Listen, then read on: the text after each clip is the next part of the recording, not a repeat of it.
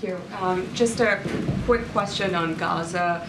Just given the very slow trickle of humanitarian assistance now getting into Gaza, are there any fresh concerns about a famine breaking out that you have, or is there any new assessment? We recognize that that there are real food security issues in Gaza, 100%.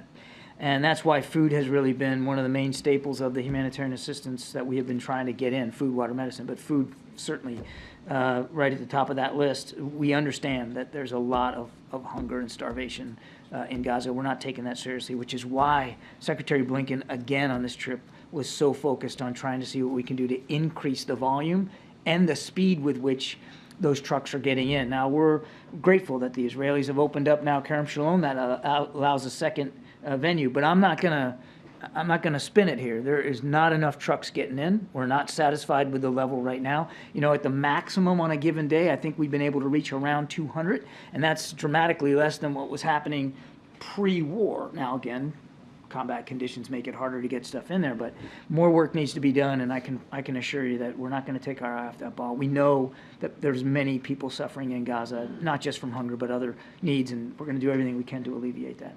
And any new updates on military assistance to Ukraine? I mean, has the well really run dry here, or what does it look like? We have issued the last drawdown package that we had funding to support, and that's why it's critical that Congress move on that national security supplemental request and we get more funding.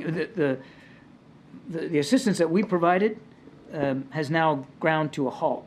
The attacks that the Russians are conducting are only increasing. And now, as I talked about earlier this week, they're using North Korean ballistic missiles to do their dirty work. So the need is acute right now, particularly in these winter months. John,